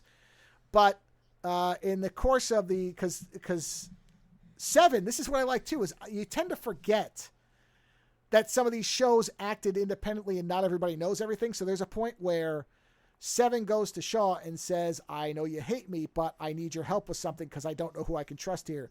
There's a changeling on board. And Shaw's like, oh, shit. And she's like, yeah, I don't know anything about these things because they never encountered them. So she's like, I don't know anything about changelings. He's like, well, they're basically goo people, but I don't know how there could be one here because our scanners are supposed to filter them out. And he said, but he had realized that earlier on when he got injured because there was an explosion when they got shot by the Shrike. And he had said to Crusher's son, he's like, how are they finding us? They know where we are all the time. What is going on? And what you think is that that's because somebody's leaking information. But what they're really referencing is, again, Star Trek 6, because what they realize is that somebody has sabotaged one of their fuel nacelles. So it's leaking a fuel trail. Gee whiz, where did I see a movie where they figured out that somebody was exhaust gas is how you could track Star Trek 6. Bird of Prey, right? Yeah. Exactly. Yes, Star Trek 6. I don't mind all that stuff because I'm like, that's fine. It's cute. I adore it. That's all right. Don't worry about it. So they're replicating Star Trek 6 with the gas trick, but then they figure out the changeling thing. But now the changelings have somehow... No, then you find out, and this was never in Deep Space Nine, so this had to be in novels or somewhere else that this was canonized, or now it is, I guess, that after the Dominion War ended, a sect of changelings were not happy about the fact that it was left peacefully or whatever. And so they've split off from the Great Link or the main people, and they're trying to re-engineer the downfall of the Federation. So essentially, it's the Dominion War, just with a smaller group of people and no, Romulan Armada. It's a small terrorist group. Yeah, exactly. Yeah, and that of course factors into the Maquis and Rolaren. So they're echoing lots of stuff. If you actually know your Trek, you'll be like, oh, okay, this. It's a big board with pins and stripes going to all the different shows that have come before because they're mimicking all this stuff. Okay, mimicking changelings. Ha ha ha. Pun. So Titan's falling into the thing. They realize it's a creature. They ride the shockwave out, get repowered, and they take off. And now they've managed to kill all the changelings on the ship. But then when they get out, they kill all of them. Well, because at first, as far as I think there were only actually 2 that were on the Titan at that point. I think there was only 2 of them, or at least 2 of them that were actively doing stuff. So we only see the one that's mimicking LaForge's daughter, and I don't remember the other one. Where's LaForge's daughter? Oh no, she's on the ship. This thing just mimics them in different places. So he's just running around changing his face. Yeah. Which they find out in a really smart way because Shaw will not refer to Seven as Seven because he hates the Borg. So he calls her by her human name, which she doesn't like. She wants to go by Seven. And the only person who does refer to her by her name is LaForge's daughter. So since changelings don't have your memories, there's a point where LaForge's daughter shows up, even though she wasn't supposed to help them fix something. And Shaw says, who asked you to come down here? And she says, Commander Hanson, which is Seven's real name. At which point she turns around and sees Seven with a gun on her. And she's like, yeah, you're not her, and blows her away. And then when they're they're doing an autopsy, and they're like, there's blood and organs in here. They never used to mimic this stuff. It used to be that it was superficial. And that's why they're getting by the scanners. So that's how they're infiltrating everything. At which point... they're morphing things down to like the detail. They're replicating everything, yes. Whereas the other scanners were just looking inside to see if you had internal organs. And if you where is Odo in all this? He's dead, so obviously you can't... The actor's dead. Yeah. But Worf refers to him and says, a friend of mine, told me about, and then you see a picture of Odo because because now Worf basically has become a pacifist, which leads to hilarious dialogue with him and Riker, where Riker's like, he says, I prefer pacifism. I don't like to fight now. And Riker's like, what? When did this happen? And all kinds of shit where he's trying to barb Worf, and Worf isn't really barbing him back. And he's like, God, you used to be so much funner. And he's like, yes, meditation doesn't. He's like, what do you mean meditate? Their whole thing is great.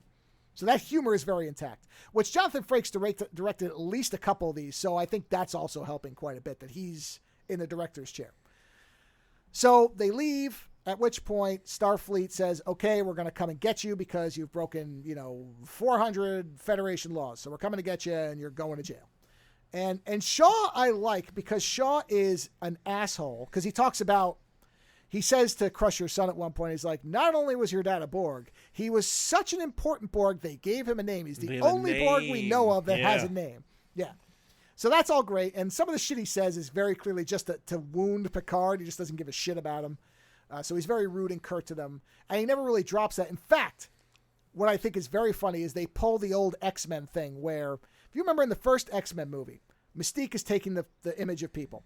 And there's a part where Wolverine walks up to them, and then you see Cyclops walks up, and he's like, how do I know you're the real Wolverine? He's like, you're a dick. You're an he's asshole. Like, yep, that's you. They do the same thing with Shaw, except in reverse. So at one point, when Seven comes to him and says, there's changelings, he's like, you know what? I was wrong about you. I should have respected you more, and I should have called you by your name, and you're really a great person. And then she looks at him, and she's like, okay, I know that you're you because you're still being a dick. And he's like, exactly. That's what a changeling would say to you. So that whole thing is great. So Shaw's aware he's an asshole. He knows what he is. He's not like oblivious to it. So Starfleet shows up and they send a Starfleet intelligence officer, and that's Rolaren. Rolaren and a couple of guys are coming to take Picard. And she's like, all right, I want to question Picard first. So she takes him into a room. She tells Riker to get fucked. And then she's talking to Picard.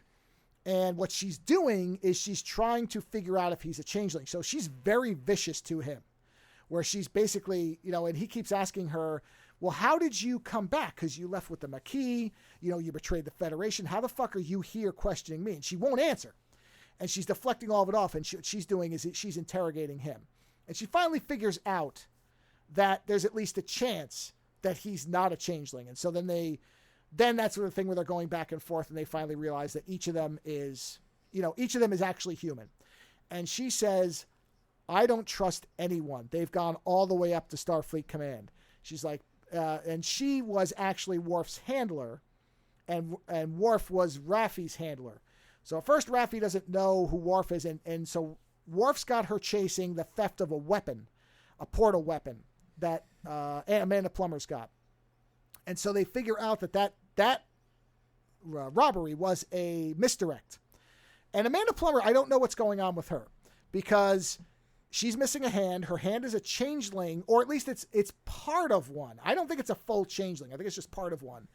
But it somehow controls her, which I guess it could while it's attached. But at one point she cuts her hand off, and it becomes a changeling. And then at that point, like, if you didn't want to be part of them, you could run. But I don't know. There's more to it. I don't know what's going on with that yet. They're definitely playing with the evolution of the changeling. Oh yeah, because they look a lot more disgusting now than they ever did in DS9. In DS9, they were just kind of liquid. Is this like the sick version of them where they're like all sweaty?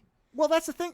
No. They're more like the Blob from the '90s movie, where they've got all veins and they're really gloopy and like but they still have they do still get sweaty, but they don't ever get, how Odo had like his face was dripping and it was stuck. They don't ever get like that. But there's a part where Worf is interrogating one of them, or they're interrogating him, and they think he's a junkie. And then Worf is the one who picks up on, because of course Raffi doesn't know the changelings either. She is not really aware of them. And he starts looking at his face, and his voice starts changing, and his face starts shifting, and Worf's like, oh, fuck, this is a changeling. Like, this is one of the Dominion. And then, then the whole thing comes up about, well, it's not really the Dominion the way they were. This is a split off, or a splinter group. And so he says, yeah, he's not in withdrawal. He can't maintain his shape. At which point, then he turns into goo, and Warp vaporizes him, and that takes care of him. But then on the ship, Shaw says to Seven about the same time. He's like, you've got to find the bucket that the changeling is trying to get into. If he can't get to it, then he's going to start losing his shape. And, that leads to you see Seven's got the pail, and then the changeling starts shooting at her, blah, blah, blah, blah. All that gets resolved. They kill them all. Then Rolarin shows up, and you realize that so basically what she does is she strips the Titan of all but the bare minimum crew, because what she's actually doing is setting up Picard to take the Titan with Shaw and leave, because she says if they take you back to Starfleet Command, it's all over. If they know what you know, they'll kill you or they'll do something to you, and the changelings will win. So she's like, you've got to get out of here. You take the Shaw, take the Titan, and leave. And so what she does is she beams most of the Titan's crew over, except for, of course, the main people we've already met. And then she gets on a shuttle with her two security people, and they're heading back, and the security people are say, well, why are we not taking Picard with us? And she's like, I have my reasons. At which point you realize they're both changelings, and they put a bomb onto her ship and beam off back to the Titan. And she basically messages Picard, and she's like, they put a bomb on my ship. I can't disarm it in time. And he's like, let us beam you out. And they put transport inhibitors. So she's like, I'm going to ram the nacelle of the ship I came on. That gives you enough time to leave. At which point she pilots the shuttle into the nacelle, blows up, which is really fucking sad because she's great. And I always liked Rolarin. I always thought she was a great character. And her and Picard have this great thing where they're reconciling, and then she dies for him. And Picard has this wonderful thing where he says, I should never have misjudged her. I was projecting things. And that's when Riker says, because they had a fight about how to escape the nebula. And Riker's like, no. Because Picard kept saying, we have to fight the Shrike. We can't just keep running because she knows where we are. All we're going to end up doing is getting picked apart bit by bit. And Riker's like, no, we have to run. And then they have this big scene where Riker's like, you know what it is? Because Picard says, you are running from the death of your son. And you're taking that here, and you're making us run when we should be fighting. And that's when Riker's like, get the fuck off the bridge if you're not gonna go by what I say. And then after Riker's plan fails, they're in a room, and he's like, you were right. He's like, I'm fucking losing everything because all I can see in the world is emptiness. And because Troy is an empath, all she can get off of me is nothing because I can't feel anything. It's a really good scene with the two of them because it's letting them act a lot, which the other series were not doing. So there's all these really good moments where, like you said, where you're seeing that they had this life beyond Starfleet and all this stuff has happened. It's really good. So then... How far in are they? 6 of 10. I've watched the 6th episode. So there's 4 episodes left. So finally, what happens is they all get reunited on the Titan, which is a great scene where Crusher hugs Worf and he's like, I really don't hug. And Crusher's like, yeah, I really don't care. And she's hugging him and he's like, well, nice to see you too. Because Worf's Worf. And so then what happens is Picard's like, all right, we have to find out what they actually stole from the Daystrom Institute. So I need Worf and Raffi to go there. And Riker's like, well, I'm going too. And Worf's like, I don't know if... Oh, and then there's a great scene, which again, this is a very specific callback type of thing to DS9, which is one of my favorite episodes of DS9, where Raffi is... They're in the transporter room, so it's Worf, Raffi, and Riker, I think, is there.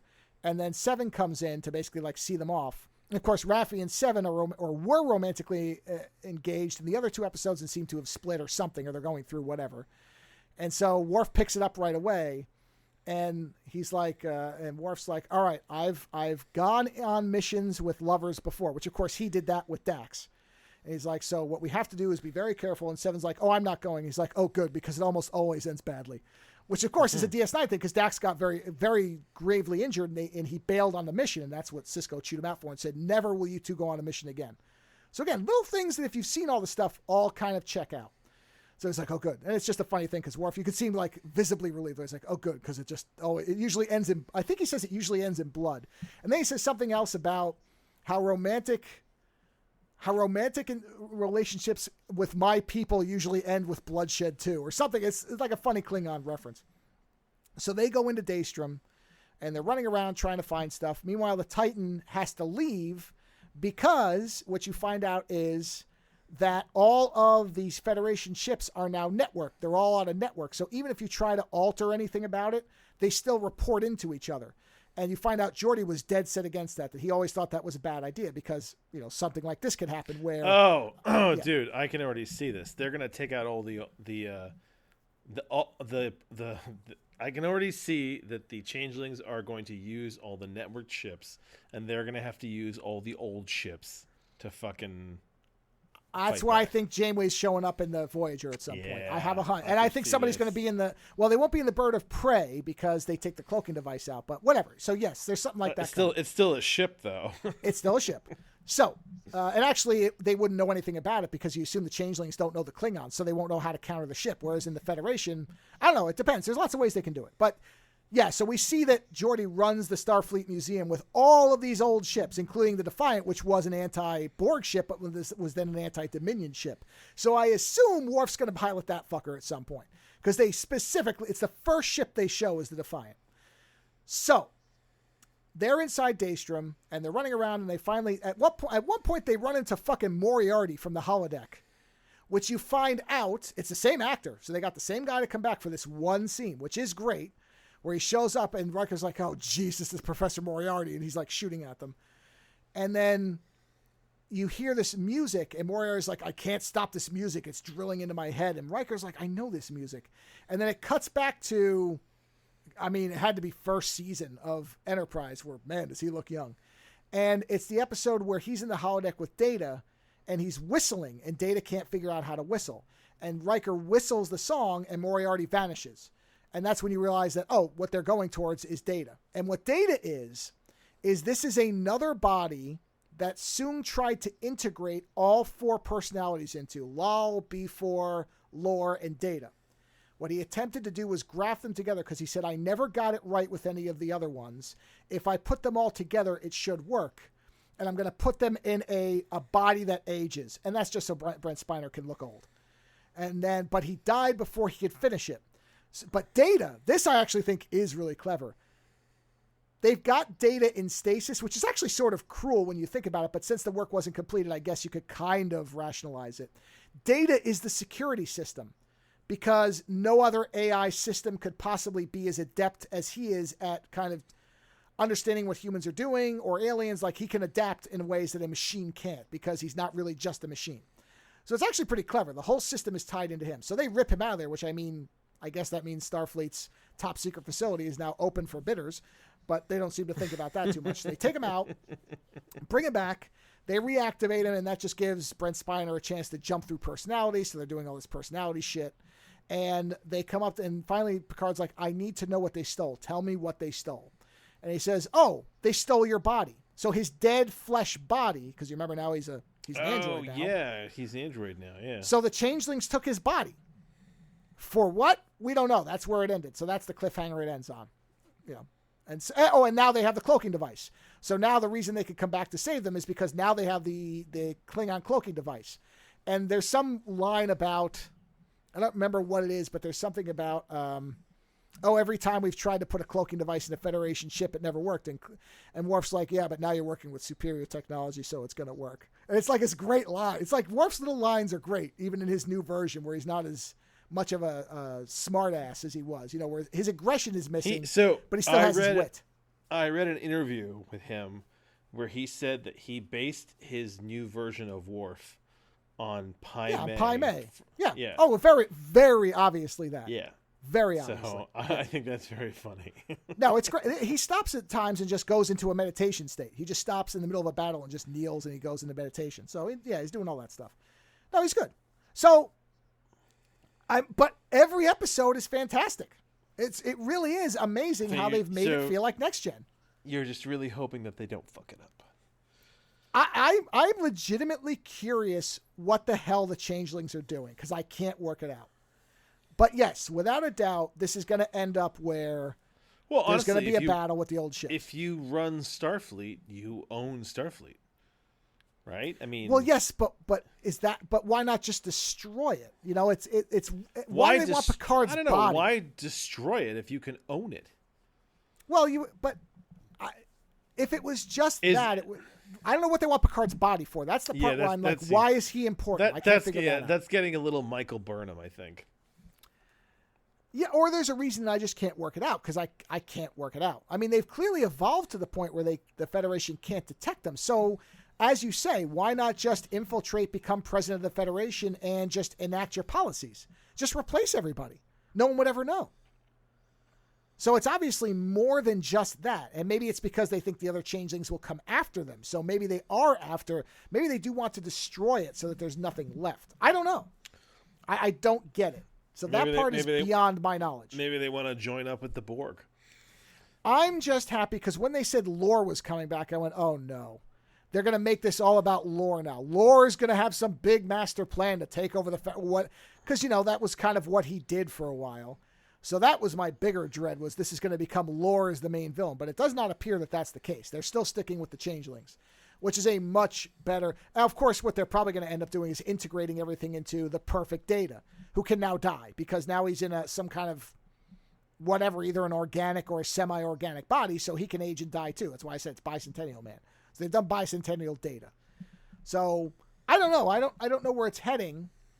But I think it was the Red Letter Media guys had said that the first 4 episodes are basically, they could have just been a movie and they could have just ended. I totally agree. I mean, obviously they leave off what the Shrike is doing and all that stuff, what Amanda Plummer's after. But in terms of, it's like a 2-hour pilot episode for another Next Generation series. That's how well done it is. Because it really is like a complete story. And it's really good. I mean, even if you didn't go past those first 4 episodes, you would have a lot to be satisfied about. But it's really well done. I mean, in every possible aspect. And it's fucking astonishing because I'm not kidding. I cannot think of any other example of a show that has turned it around this hard. This is spinning the vehicle around so severely that it shears in half and goes off a cliff. Because the first 2 so fundamentally got everything wrong. I wonder if they just sat down and took creative criticism for the first 2 seasons. Well, that's to the point where I think the only answer to this is they had a whiteboard and they wrote down what everybody hated about it and tried to rectify it. And they largely have. I mean, any criticisms I have are minor and honestly inconsequential when compared to the failure, the magnitude of failure that the first 2 series represented. I mean, it's basically like eating 2 sandwiches that were made of dog shit and rotten fucking seafood of some kind, and then somebody hands you a decently baked muffin. Because I know I'm amplifying the quality based on the failure from before, but I really don't care because those failures were pretty fucking bad, to the point where I hated it. They've gone from the worst of New Trek. Nothing of the worst of Discovery is anywhere near as bad as the worst of Picard. Nowhere near it. And they have reversed it to the point where I would tell anybody who liked Next Gen to watch this. Just watch season 3. That you barely have to know anything from what came before outside of Picard is a positronic body. And they keep reminding you of that and kind of point it out because Crusher, the son, has the same disease Picard does, the autonomic syndrome. So that, but again, I think he's a changeling because they talk about how some of the changelings have been away from the Great Link too long. And Jack Crusher, the son, keeps having these visions of these red veiny things, and you keep hearing it say, come back to me, come back to me. And I think that's the Link calling to him, that maybe he's a changeling from the good changelings, and they're trying to So then there is no Crusher? Well, I don't know. I don't know if he's been replaced. I don't know. It's weird. I can't figure that out because otherwise, because his eyes turn red at one point, and he kills 4 changelings, and then Beverly Crusher says, how did you know they were all changelings? And he says, I didn't. But I think he did because he recognized other changelings. You think he's mixed? Oh, I wonder if he's merged with one. Well, and it's the only thing that might explain why the bad changelings want Picard's body is because if Picard and a changeling have been merged in a way that lets them bypass the scanners, do they need more of his DNA? Because they want Jack Crusher at first. The Shrike and Amanda Plummer are supposed to get Jack Crusher. And when they fail, then the backup plan is getting Picard's body. Where's Wesley? Where's Wesley in all this? Oh, he'll show up too because, well, Beverly says that she lost him to space or something, to the stars, which I guess is him with the Traveler. But I'm sure he's going to show up too. I have no doubt he'll show up. He showed up. He was the Easter egg at the end of Nemesis. Season 2. No, season 2. Oh, yeah, but oh God, I didn't even see that part. I read about that. I didn't even see that. All I watched was him saying goodbye to Q and Q basically saying, I've always loved you, and I stopped watching. He shows up and he takes the girl. Okay. I didn't even see that. Okay. So, sure. Whatever. Yeah, by the way, they have mentioned the girl who was in the first series, not mentioned at all. Not showing up at all. They have shown so little. They don't even mention any of the characters outside of the ones who show up in this series. And the fact that Picard's a android. They mention and reference nothing. Which, again, tells me that they were told, yeah, you fucking borked it pretty badly here. Bury it and go bury back it, to the well. Burn it, cut its head off, throw it in the ocean with iron weights, never speak about it again, jettison it into the sun. Well. Yeah. Just go watch the fucking show, guys, for once, and see what made it good. Might have been a good idea from the beginning. So anyway, unless it really torpedoes the ending. But you know what? That's what happened with everybody. The first season of Discovery, a lot of people complained that it was too gritty.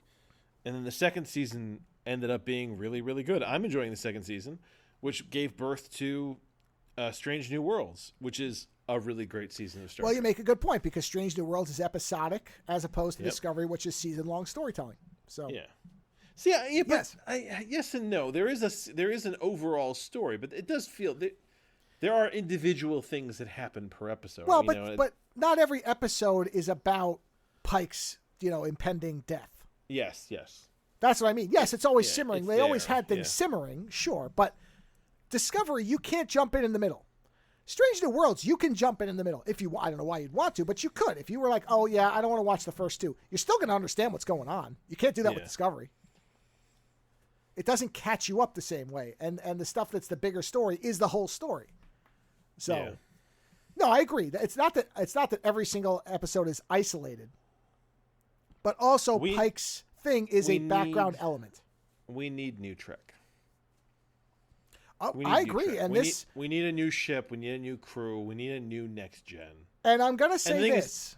Discovery is trying to do that, though, because they're in the future now, aren't they? They're in the distant future. Yeah, in the far future. Yeah, they're definitely, and that's why I say, even though Discovery didn't become for me anymore, I'm glad other people like it because I'm okay with different versions. Listen, Deep Space Nine, everybody hated it at first. We forget it now, but when Deep Space Nine came out, it was hated. Nobody wanted it. Has Discovery become Voyager? That's probably a pretty fair assessment. Yeah, I would say. Yeah, I yeah, don't think. Either way. I think people are disinterested. I don't think anybody actively dislikes it. You know, it's more of a okay, it's time for it to end, which I think it is going to end. I think they did say 5th season or whatever. Whatever the next one is the last one. So that's going to end. They have announced that, which is good. Don't go too far. But this is funny because this didn't occur to me until I was watching this one, Picard season 3. For whatever you want to say about how badly the Picard are, I will give Paramount or whoever's in charge of this thing a credit that no other streamer right now will get, which is... Hold on. They let it mature? They waited and figured out and retooled, and they allowed it to grow. They've allowed it to grow. And hey, I give them credit because season 2 of Discovery is way better for me. So that's what I'm saying is I can't say that about Netflix, Amazon, even HBO anymore. HBO is the closest. Disney does that too. Everyone will cancel after one season if it's not like amazing. And it's like, right. Yeah, but guys, remember, Next Generation, the first season was kind of And maybe this is where Paramount has one bit of a leg up, is they have a history of, hey, Star Trek was a failure. Originally, the 60 series was not a ratings leader, and they stuck with it until it grew. And they've done that with basically every show. Sometimes it didn't work. Enterprise didn't end up working out. Voyager limped to an ending, you would argue. But it's not like Next Gen or DS9 in the first two seasons were beloved. But you have a consistent audience. That also helps, but... It's not like nobody's watching. But it demonstrates that if you stick with something, it can find an audience. Because again, even though there was a built-in audience, Deep Space Nine was not what the built-in audience wanted at the time. They said, no Starship, no Enterprise, we don't care. And yet, now, most people pair Next Gen and Deep Space Nine as the exact examples of what Trek in the modern era would be. You have one thing that showed the ideals of diplomacy and the Federation at its best, and then you came along with a series that dismantled it when war happened. Those two things are a beautiful set of shows to watch together because you see the idealism and the realism demonstrated back to back. So, yeah. Anyway, that's it. So, I'm going to watch it all the way through. So I probably won't review it again until it's over, unless it really tanks and I say I'm not watching it anymore. But I don't think that's going to happen. I will wait until I'm done with Discovery, and then I will jump on and see where it's at. Wait till I tell you, because I don't want you to go... But I mean... No, Steve, I have a different... I'm not the same as you with this stuff. I'm okay with the journey, even if they don't stick the landing. Okay, well, then you should start watching it when you're done. Yeah. So... And that's it. That's my only review, because I knew I'd have a lot to say about it. So that's all I have for this week. So go do your March Mammal Madness brackets, and I look forward to where we're going. So you can do them because it's not over with yet. So by the time for the next show, we'll probably have everything, or we'll do more of it. Maybe we'll space it out, but go do that because I think it's really fun. And if you were like me with Picard, I mean, I'm not going to tell you necessarily that you'd be wrong to wait till it ends. That is the safest option. I will still agree. Yeah, but I mean, you said you read reviews that said just watch the first 4 episodes and you've got a great Star Trek movie. Yeah. So and like I said, the fact that the RLM guys turned around on it, that was to me the big kind of, okay, this isn't the typical reviewers just letting some stupid shit fly by type of thing. That was a big turnaround for them who have, again, hated everything of New Trek, even the stuff we liked. And I mean, don't get me wrong, they didn't rave about it the way I did, but for them to say it was good because they love Next Gen, that is their holy grail, Next Gen. They never end the original series, which, I differ on, but for them to say, no, this actually feels like, I'm like, okay, that is a much bigger commentary than what they're saying because of their antipathy towards it. So, yeah, if you're holding off, if only to watch it, especially if you're familiar with Trek and see all the references, which is at a point like a drinking game. Like, guess the movie they're referencing. It's pretty funny. But I think it's good. and I hope the quality sticks, because I'd rather it go out on a high note than bomb later. If anything, learn from it and end better. I can just pretend the first 2 seasons don't exist pretty easily, because the 3rd season almost does. So it won't be that hard for me to just watch that. No, I'm not kidding. I mean, you really could.